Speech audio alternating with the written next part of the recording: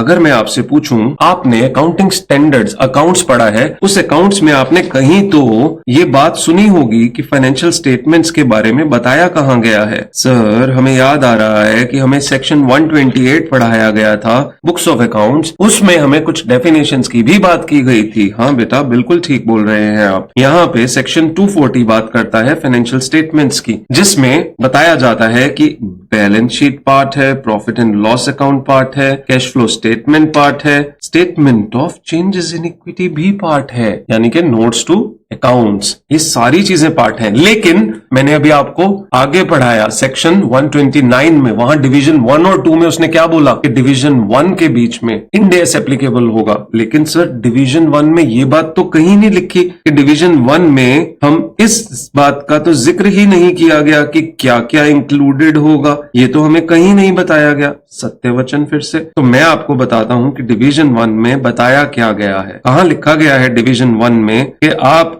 Financial statements में सिर्फ 4 चीजें ही होने वाली हैं। कहां लिखा गया है, आइए देखते हैं। ये है डिवीजन 1। डिवीजन 1 में अगर आप गौर से देखें तो यहां कहा गया है, this part of schedule sets out minimum requirements for disclosure on balance sheet P&L refer to as financial statements for the purpose of this schedule and notes. यानी इन 3 चीजों की बात की गई है। कैश फ्लो स्टेटमेंट बनाना ही होता है ऑर्गेनाइजेशन को। डिवीजन 2 की बात करें तो डिवीजन 2 में देखिए आप क्या कहा गया है। डिवीजन 2 में बोला गया है, this schedule sets out minimum requirements for disclosure on financial statements, that is balance sheet, statement of changes in equity, statement of P&L and notes. Cash flow statement shall be prepared where applicable in accordance with requirements of accounting Ind AS accounting standards. Similarly, अगर आप देखें यहां पे भी similar बात इन्होंने specify नहीं की है about cash flow statement, but cash flow statement के लिए हमेशा यही होता है कि वो जिस भी ऑर्गेनाइजेशन पे एप्लीकेबल है उसे बनाना ही है, और एसेंशियली सभी को बनाना ही होता है देखा जाए तो। क्वेश्चन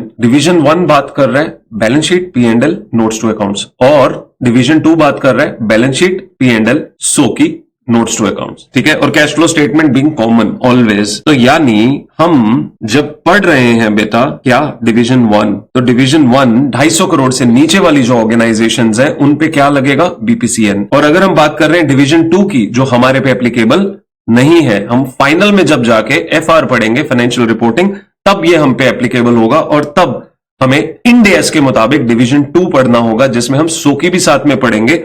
बट क्योंकि इंड एस की एप्लीकेबिलिटी डिफरेंट है तो फॉर्मेट में भी चेंजेस आएंगे, और अकॉर्डिंगली आपके जो एप्लीकेबिलिटी है सारे स्टैंडर्ड्स की और पॉलिसीज की वो भी चेंज हो जाएगी।